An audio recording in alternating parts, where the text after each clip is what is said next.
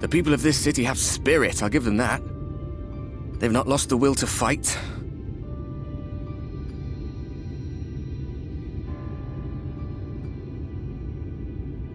I can imagine how torn you must feel, looking at that sky, knowing what it means to everyone, and that you're responsible.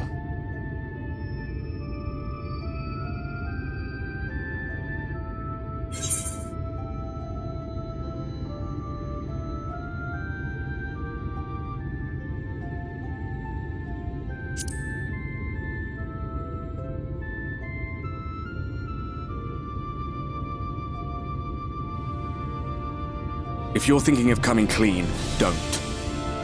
It might make you feel better, but it would make things 100 times worse for them. They're better off not knowing.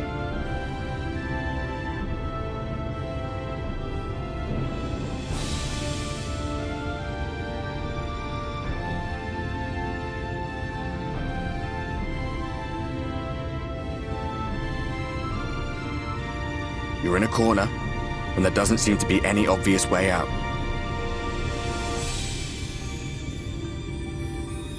That doesn't mean it's over. However hopeless it seems, you haven't lost yet.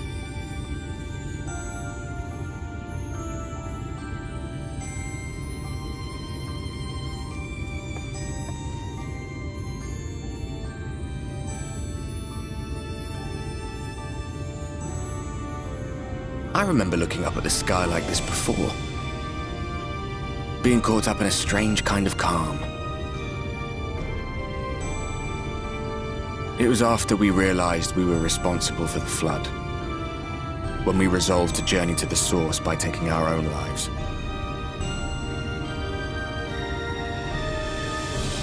One last sacrifice, one last fight, one last failure. And then the Oracle appeared and, well, you know the rest. There were times in the years and decades that followed when I wondered if we might not have been better off just letting the rejoining happen.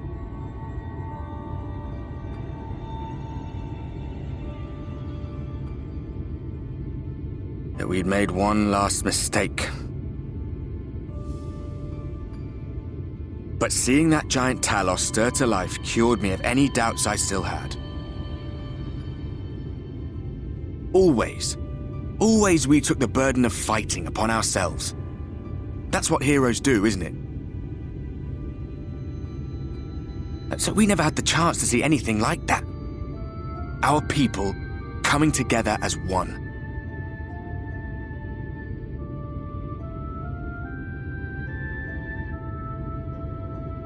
To think that their hope still burned so bright. That they were still so eager to live, they would lift up their fellows, one on top of the other, till they reached the sky. No. We made the right decision. And I can finally feel proud of the part we played in helping this world survive.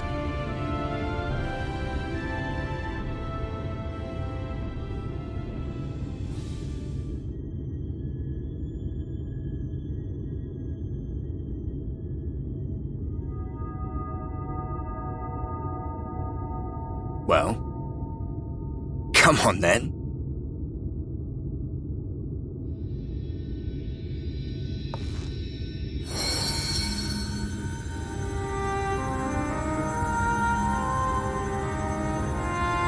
As I thought, what happened between us was no coincidence.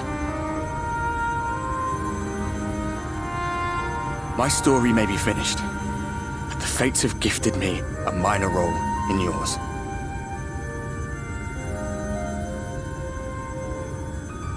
I suspected as much the moment I realized you could hear me. But it's hard not to doubt yourself when you're the man who caused the flood. I was afraid to do anything more than watch for fear of making things even worse. But no longer. After all, the path I once walked is now yours to finish.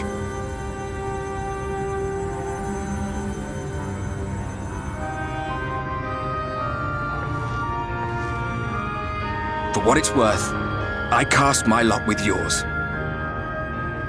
If you need a push, I'll be right there behind you. If you lose control, I'll do my best to stop you.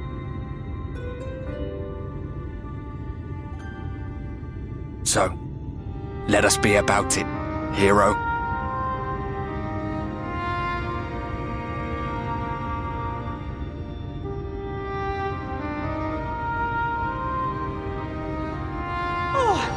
Worried you were up here all alone, brooding and fretting and wallowing in your woes. But look at you, grinning at nothing like a pollen-drunk pixie.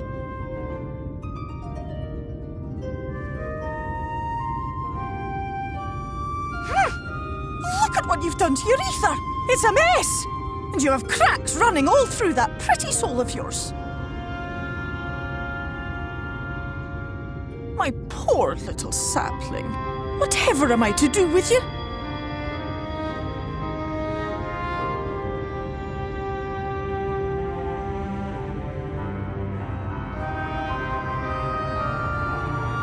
Shall I yield up my throne?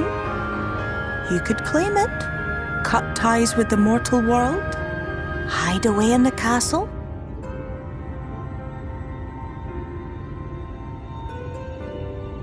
It won't fix the problem. But would it really matter? If any pesky heroes come calling with steel and magic, all of Ilmeg will rise up in your defense. My crown and scepter are yours, if you want them.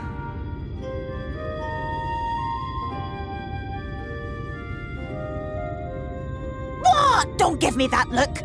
Of course I knew before I asked that you'd never ever heed such a wicked suggestion. And besides, what would become of my precious and ephemeral flower?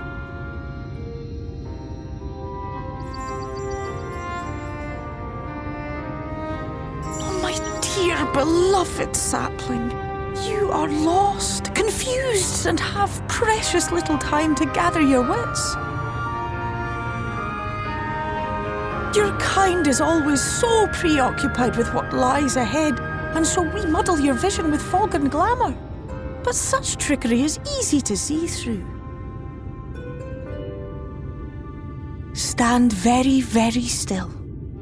Think not of where you need to go, but where you are right now at this moment, at this time, in this place.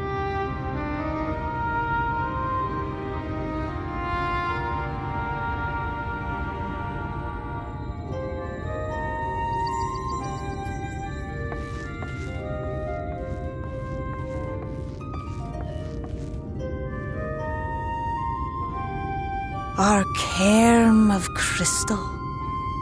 From shadowed hood he watched you go, his ruby eyes with warmth aglow.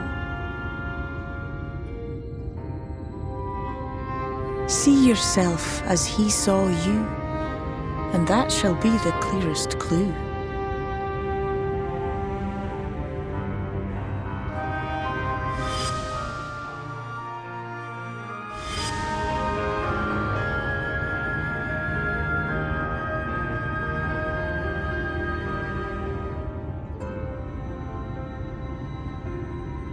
You stand in his garden, dear sapling.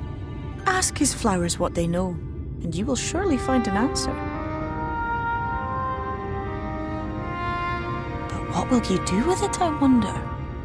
I'll be watching and waiting, waiting and watching.